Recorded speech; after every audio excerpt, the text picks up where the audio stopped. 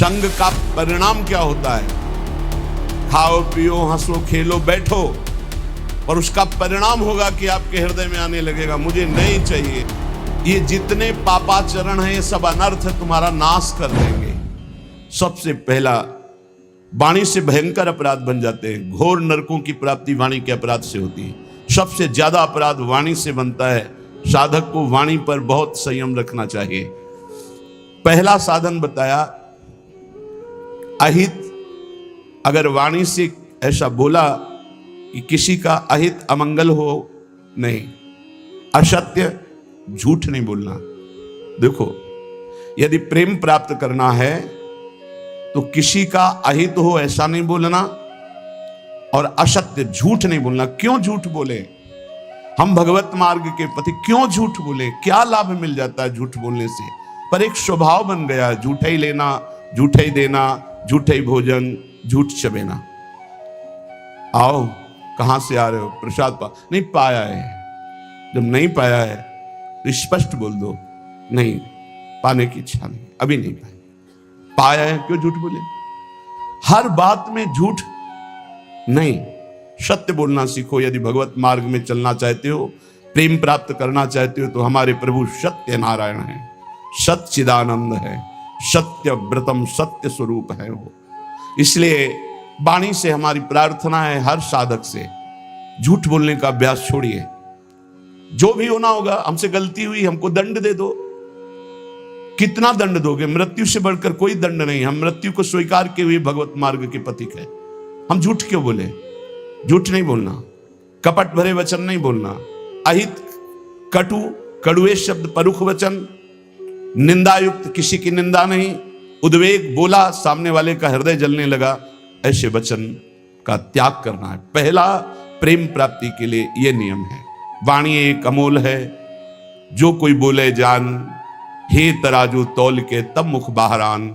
सहसा मत बोलो, पहले वाणी को तौलो हृदय में विवेक के तराजू पर, यह जाकर दूसरे का हित मंगल करेगी कि नहीं करेगी। अगर हमारी वाणी पवित्र नहीं है तो हम उपासना के पहले ही सोपान पर फेल हो गए। जिस वाणी से हमें नाम मंत्र सिद्ध करना है, वो वाणी अशुद्ध नहीं होनी चाहिए, झूठ नहीं बोलना चाहिए, असत्य भाषण, अहितकारी, कटुवचन, परुख वचन, निंदायुक्त वचन और सांसारिक वार्ता, इसका त्याग कर दे। यदि प्रेम मार्ग में जाना है, वाणी को पावन करना है, भगवान के पावन नाम का जप, नाम का कीर्तन और लीला गुणों का गायन, जैसे श्रीमद चतुरासी जी 42 लीला, श्रीमद भागवत। जब हम लीलाएं गायन गाते हैं तो हमारे हृदय के सारे मोहमल का नाश हो जाता है, पाप का नाश करके एकदम हृदय निर्मल होने लगता है। सच्ची मानिए, भगवत चर्चा करते करते भगवान की झांकी आने लगती है। आप एकांत में कभी श्रीमद भागवत पढ़िए, मनन कीजिए, रोना आ जाएगा। एकांत में चतुरासी जी को बार बार गाइए, झांकी आने लगेगी। सत्य बोलो, हितकर बोलो, दूसरों को सुख पहुंचाने वाली बात बोलो, भगवान नाम जप करो, भगवान नाम कीर्तन करो, भगवत लीला गुणगायन करो। ये वाणी की तपस्या हो गई, ये वाणी की पावनता हो गई। और जो अपावन बात कही गई वो वाणी की त्याग दो। ग्राम्य कथा, लोक कथा, राजनीति की कथा, भोग कथा, ये सब छोड़ दे। किसी से किसी भी तरह का राग द्वेषात्मक वार्ता ना हो। वाणी पहला। अब दूसरा कह रहे हैं कि मन, बड़ा योगदान है साधना में मन का। विषयों में लगा हुआ मन शत्रु है और प्रभु के चरणारविंद में लगा हुआ मन मित्र है। मन प्रभु में लग गया तो विश्व विजयी हो गए। जिसका मन सावई मनः कृष्ण पदारविंदयो, प्रिया प्रीतम के चरणारविंद में जा रहा है मन, स्वाभाविक। बहुत बहुत धन्यवाद। अनंत जन्मों की उसकी सुकृत फलीभूत हो गए, साधना फलीभूत हो गई कि जो विषयाकार मन था वो भगवदाकार हो गया। जो विषयों का अवलंबन लिए था वो नाम रूप लीला का अवलंबन लेकर प्रेम में डूबने लगा। मन से हमारी वृत्तियां काम की उत्पन्न होती हैं। काम में बाधा पड़े तो क्रोध आ जाती, पूर्ति हो तो लोभ हो जाता है, नाना प्रकार के दोष उत्पन्न होते हैं काम से। ये मन सदैव काम कामना वासना इसी में भ्रमण करता रहता है। काम कामना वासना मन ते कर अति दूर, अति दूर, इनका प्रवेश भी ना हो हमारे मन में। इन वेगों का परिहार कर दे तो कैसे? जब निरंतर अंदर नाम चलाया जाता है ध्यान सहित। ध्यान दीजिए, वाणी को पवित्र करने का उपाय बताया गया। वाणी को अपवित्र कैसे किया जाता है वो बातें बताई गई, उनका त्याग कर दे। अब मन सबसे ज्यादा काम भोग का चिंतन करता है। उसकी कामना ही प्रधान वो वृत्ति है जो हमें संसार में फंसाती है। कामना की पूर्ति में लोभ होता है और भोगे, और कामना की अपूर्ति से बाधा पड़ने पर क्रोध। बड़े बड़े चाहे कोई भी हो, क्रोध आते ही मूढ़ता छा जाती है। मूढ़ता छाते ही स्मृति नष्ट हो जाती है। स्मृति नष्ट होते ही बुद्धि भ्रष्ट हो जाती है। बुद्धि भ्रष्ट होना ही सर्वनाश कहा गया है। इसलिए विषयों का ध्यान ही ना हो पावे, विषयों का चिंतन ही ना हो पावे तो कैसे?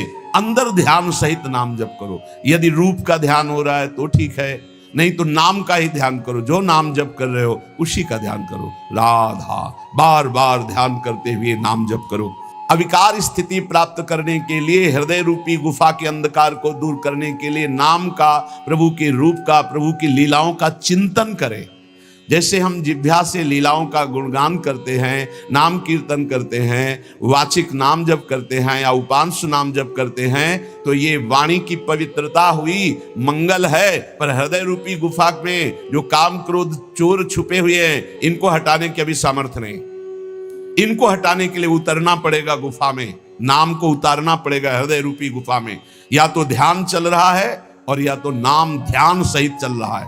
ध्यान सहित नाम जब एक एक अक्षर मात्रा का ध्यान करते हुए, तो वही रूप प्रकाशित हो जाएगा। जब मन से नाम का चिंतन, रूप का चिंतन होता है, तो ये काम क्रोध लोभ मोह मद मत्सर्य अंधकार में ही टिकते हैं। नाम का प्रकाश होते ही ये सब भाग जाते हैं। परम प्रकाश रात दिन बना रहता है नाम का। ऐसा सुंदर सुख है नाम का, वो कैसे वाणी में सामर्थ्य नहीं कि वर्णन किया जा सके।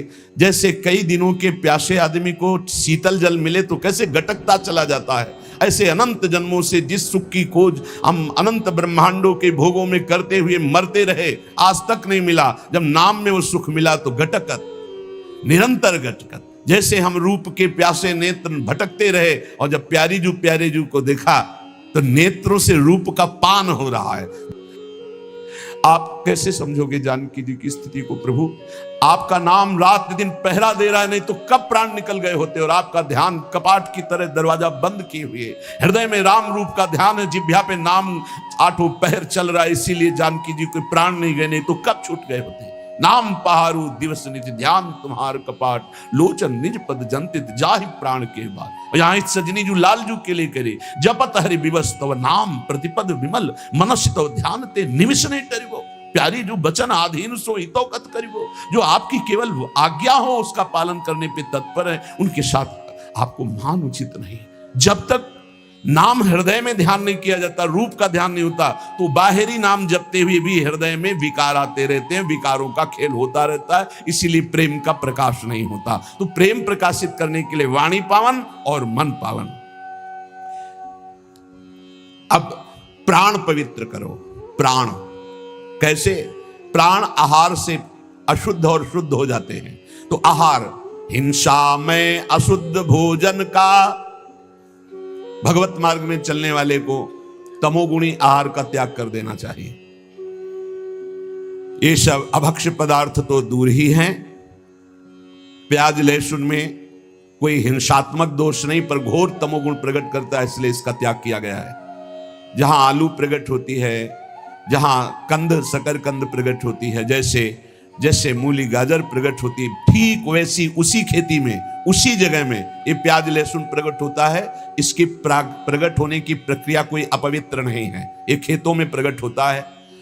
लेकिन ये घोर तमोगुणी है, ये भजन में बहुत बाधक है। जब तक आपका हृदय, प्राण, मन, वाणी ये पवित्र नहीं होंगे, तब तक आप भगवत साक्षात्कार नहीं कर सकते। तो पवित्रता के लिए इसका त्याग किया गया है। प्याज लहसुन का भगवत प्राप्ति की पवित्रता के लिए त्याग किया गया है। ये कोई हिंसात्मक दोष वाला नहीं है, पर ये तमोगुणी है, तो तमोगुणी का त्याग करके सतोगुण का सेवन करते हुए वो गुणातीत अवस्था में पहुंचना, इसलिए इसका त्याग अत्यंत अनिवार्य है। और कहीं भी किसी भी ठाकुर जी को कभी भी कोई भी भोग नहीं लगाता प्याज लहसुन का। अगर लगाता है तो ये अपराध है। आज तक कहीं कोई प्रमाण नहीं है कि कहीं सात्विक पुरुषों ने इसको पाया हो या ठाकुर जी को भोग लगाया गया हो। इसलिए इस तमोगुण प्रदान करने वाले प्याज लहसुन का भी त्याग कर दे। और कह रहे हैं करे चटोरेपन का त्याग। प्राण को शुद्ध करने के लिए ये बाजारू चीजें खाने की जो चटोरापन बन गया है, वो प्रेम प्राप्ति की ठीक वृत्ति नहीं है कि आप बाहरी चीजें, आपको अगर भोग ही लगाना है तो आप अपने घर में जो रूखा सूखा बनाइए, भाव से भोग। ये केवल ये 2 अंगुल जबान की बात है, गले के यहाँ से गया ना, वो खट्टा मीठा सब बेकार हो गया, वो मल बन जाएगा। इसी की केवल इसको स्वाद दो हरि नाम का, राधा नाम का। ये चटोरेपन का त्याग करो। ये ज्यादा चटोरापन रजोगुण तमोगुण प्रकट करके भोग वासनाओं में भ्रमित करता है। ये ऐसा नहीं, बहुत सावधानी से सात्विक, केवल पेट भरना है उतना जितने से हमारे प्राणों का पोषण हो जाए। प्राण पवित्र हो जाते हैं। पानी और अन्न ये सब प्राणों का पोषण करने वाले हैं। वायु प्राण पोषण, अन्न प्राण पोषण, जल प्राण पोषण। तो हमारा वातावरण, हमारा जल, हमारा अन्न बहुत बड़ा प्रभाव करता है भजन में। तो कह रहे हिंसा में तो कोई सतमार्ग में चलने वाला ऐसा आहार पाएगा ही नहीं जैसे मांस है, मछली है, अंडा है, ये कदापि नहीं। फिर अशुद्ध भोजन, तमोगुणी भोजन, प्याज लहसुन आदि पड़े हुए, या एक बार जिस रसोई में मांस बन गया उसमें खीर पूड़ी बना के आपको दी जा रही कि ये बड़ा सात्विक भोजन, हम नहीं पा सकते उस रसोई का, क्योंकि रसोई ही अशुद्ध हो गई। जहां एक बार मांस रांधा गया, वो पात्र, वो रसोई अब हमारे योग्य नहीं रही। अशुद्ध भोजन का और करे चटोरेपन का त्याग। ये देखो शीशा के अंदर सामग्री बहुत अच्छी सुंदर दिखाई दे रही, लेकिन जब बनाई गई है, बनाने की प्रक्रिया और बनाने वाले का भाव, बनाने वाले की शुद्धता, कहीं कोई शुद्धता नहीं। जानवरपन स्वभाव में बैठा हुआ है। कोई बिरला है कि थोड़ा सात्विक भाव, नहीं तो अशुद्धता ही अशुद्धता है। आप देख लो तो आप खाओगे नहीं। पर वो आज का समय हो गया है कि केवल बुद्धि, रसेंद्री, जनेंद्री के भोगों में तृप्ति का अनुभव करने वाली, इसलिए पवित्रता का तो निर्णय ही नहीं कर सकती। सादा शुद्ध सुभोजन सात्विक करे स्वाद का तज कर राग।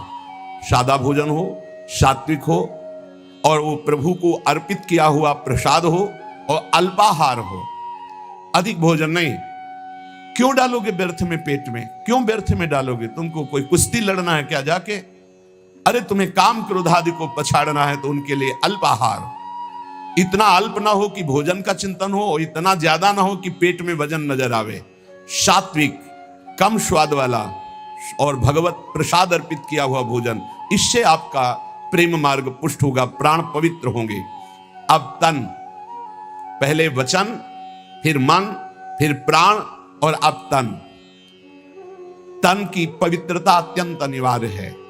शौचाचार का ज्ञान जिनको नहीं है उनकी भजन वृत्ति नहीं चलेगी। आप देख लीजिए, लघु शंका जाइए, बहुत सावधानी से लघु शंका होकर जलेंद्री का प्रक्षालन करके हाथ को 1-2 बार तो रज जरूर लगाओ। भले तुम आप साबुन आदि लगाते हो तो रज जरूर, रज के बिना पवित्रता नहीं मानी जाती। और फिर आचमन करें, 3 बार आचमन करे, फिर मंत्र जपना शुरू करे। कभी खाली ना रहे।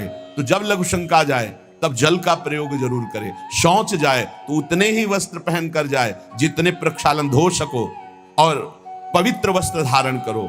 सादे वस्त्र आचरण सीधे, जीवन आडंबर से ही, आवश्यकता अभाव विरहित, सदा दीन सेवा में लीन। सादे वस्त्र, शौचाचार का पूर्ण ज्ञान, आचरण बहुत पवित्र आचरण, सरल सीधा स्वभाव, पवित्र आचरण, आडंबर से हीन, कोई भी बनावटीपना नहीं होना चाहिए। ऊपर वर्णन आया कि कोई इस प्रेम मार्ग का पथिक आडंबर न करे। आडंबर सखी भाव या गोपी भाव का नाटक न करे, दिखावा न करे, क्यों इधर उधर श्रृंगार करके हम अपने को जनाए कि हम गोपी हैं या सहचरी, आडंबर है। गोपी या सहचरी देह भाव छूट जाने पर प्राप्त होता है। ये देहातीत भाव है, देह का श्रृंगार गोपी नहीं है, ये देह का श्रृंगार सहचरी नहीं है।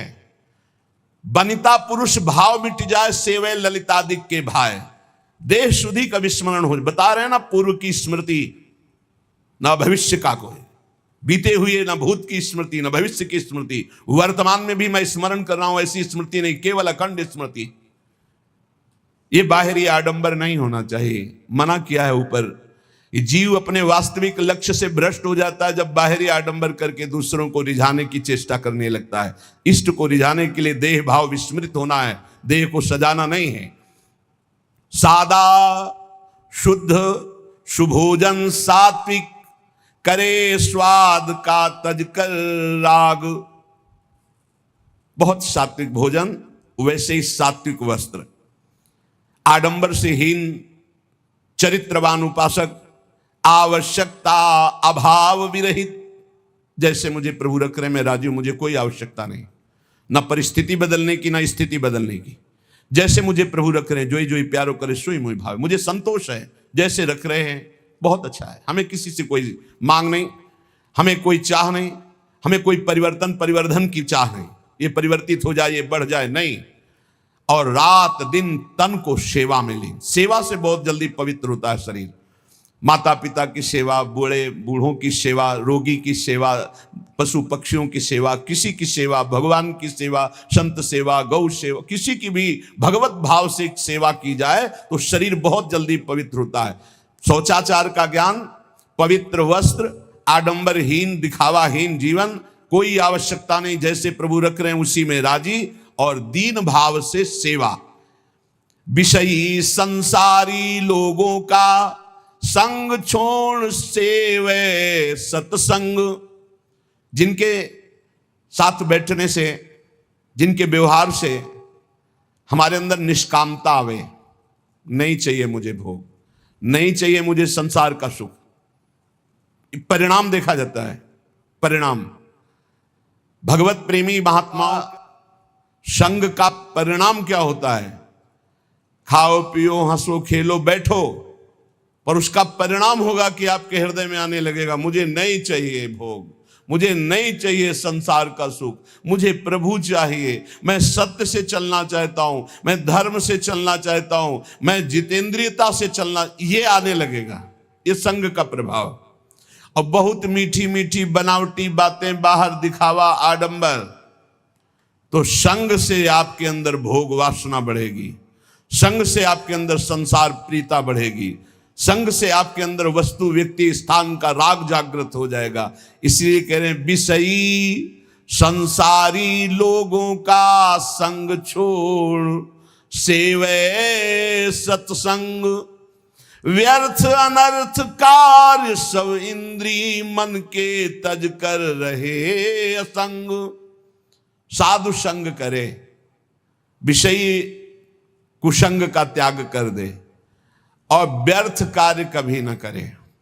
कबहू काल वृथा नहीं जाई, एक क्षण भी व्यर्थ नहीं जाना चाहिए। नाम जब चल रहा है, गुण कीर्तन चल रहा है, सेवा चल रही है, साधु संग, भक्त चरित्र, भक्त नाम, अन्यथा हमारा समय व्यर्थ माना जाएगा। हम सेवा करें, किसी की भी सेवा का अवसर मिले। जगत में सबके हृदय में भगवान है, पर हमारा भगवत भाव हो और नाम जब चल रहा हो। व्यर्थ कार्य नहीं होने चाहिए। और अनर्थ, ये जितने पापाचरण हैं, ये सब अनर्थ तुम्हारा नाश कर देंगे, तुम्हारी शांति का, तुम्हारे सुख का, तुम्हारे शरीर का, तुम्हारे विचारों का नाश कर देंगे। अनर्थकारी चेष्टाएं कभी ना करें। ये इंद्रियां शब्द स्पर्श रूप रस गंध के लिए भागती रहती, इनको रोको। इनको नाम बल से रोका जा सकता है। कल जैसे चर्चा कर रहे थे, ज्ञान सबको है, लेकिन अपने ज्ञान का प्रयोग करने की सामर्थ्य नहीं है। सामर्थ्य आती है नाम जप से। जितना नाम जप करोगे उतना ही सामर्थ्य आपके अंदर आएगी, जो चाहोगे प्राप्त हो जाएगा। हमारे हर प्रश्न का उत्तर नाम जप है। कुछ लोग कहते भी हैं कि इनको तो हर प्रश्न का जब उत्तर देंगे कहेंगे नाम जप करो। इसलिए कहते हैं कि चाहे जितनी बढ़िया बाजार हो, घूम आओ पूरी बाजार में, अगर कोई चीज लेनी है तो आपके पास रुपया चाहिए। रुपया, बाजार में घूम आओ, रुपया चाहिए। रुपया है तो उसके अनुसार सामान ले लोगे। ऐसे ही ये साफ शास्त्र हैं, सिद्धियां, ये वो जो चाहिए। अब जब चाहिए तो तुम्हारे पास धन होना चाहिए। वहां ये रुपया धन काम नहीं करता, वहां नाम धन काम करता है। कबीरा सब जग निर्धना, धनवंता नहीं कोई, धनवंता सोई जानिए, जाके राम नाम धन होए। राधा राधा कृष्ण कृष्ण हरि हरि, जितना जपा जो चाहिए खरीद लो। अगर कुछ और नहीं खरीदोगे तो हरि को खरीद लोगे। सुमिर पवन सुत पावन नामू, अपने बस करी राखे रामू। इसीलिए सब प्रश्नों का समाधान बताते बताते अंत में यही कि नाम जप करो, क्योंकि नाम जप के द्वारा मंगलों का नाश होगा, सुख की प्राप्ति होगी, ज्ञान का प्रकाश होगा, अविद्या का नाश होगा, महामंगल हो जाएगा। तो व्यर्थ अनर्थ कार्य सब इंद्री मन के तज कर रहे असंग, ये असंगता के लिए नाम जप जरूरी है। बिना नाम बल के आप असंग नहीं रह सकते। जो मन चाहेगा करवा लेगा, जो इंद्रियां चाहेंगी करवा लेंगी। और भजन उत्साह सदा, जैसे एक गरीब आदमी को रुपया कमाने का उत्साह होता है कि अगर हम 2 घंटे और कर लेंगे तो इतना रुपया हमको मिल जाएगा, ऐसे भजनोत्साह होना चाहिए। उपासक के अंदर जब भजन का उत्साह जगता है तो रात्रि में नींद नहीं आती। थोड़ी देर एक मूर्छा से आई, उठ के बैठे, कितना अभी तो 11 बजे, नहीं घड़ी बंद हो गई होगी, हम तो आराम से सो चुके हैं, और बैठ के भजन चल रहा है। सब सो रहे हैं, वो जग कर भजन 2 घंटे में आए, पूरा 24 घंटे का विश्राम हो गया। नाम जप कर, नाम से विश्राम की प्राप्ति हो रही। भजनोत्साह सदा। देखो अपने अंदर कहां भजन के लिए इतनी प्रियता है। रात्रि में जो भजन होता है बहुत जोर का आनंद मिलता है, एकदम शांत वातावरण, और एक खुमारी चढ़ी रहती, उसी में चल रहा है मंत्र। बाह्य चेतना शून्य, अंदर से मंत्र चल रहा, केवल सुनते रहो, चाहे लेटे हो चाहे बैठे हो। पर यह स्थिति बहुत अभ्यास के अंतर्गत होगी, नहीं तो बैठे बैठे भी सो जाओगे, लेटने में तो फिर क्या है। आप देखो शवासन में लेट करके कितनी जल्दी समाधि में चले जाते हो, नींद में पहुंच जाओगे। नाम का अभ्यास ऐसा, नाम की खुमारी की, चाहे लेटे चाहे बैठे, बस वो चल रहा है। भजनोत्साह सदा। और भगवत अस्तित्व कृपा में दृढ़ विश्वास। प्रभु की हमारे ऊपर बहुत बड़ी कृपा है। नाम जब चल रहा है इसलिए प्रभु हमारे साथ हैं, भले हमें दिखाई न दे रहे हो। नाम बाणी जहां श्याम श्यामा तहां, नाम बाणी सुनत श्याम श्यामा सुबस। बस नाम है तो प्रभु हमारे साथ हैं, हमें चिंता नहीं करनी। भजन सहायक, जो भजन में सहायता करते हैं वही हमारे मित्र हैं। संसार में हमारा अपनापन उसी से होगा जो भजन में सहायक है। चाहे वो कर्म हो, चाहे वो व्यक्ति हो, चाहे वो वस्तु हो, चाहे स्थान हो। अगर भजन में सहायक नहीं तो तजिए ताहि कोटि बैरी सम, जद्यप परम सनेही, जाके प्रिय न राम वैदेही।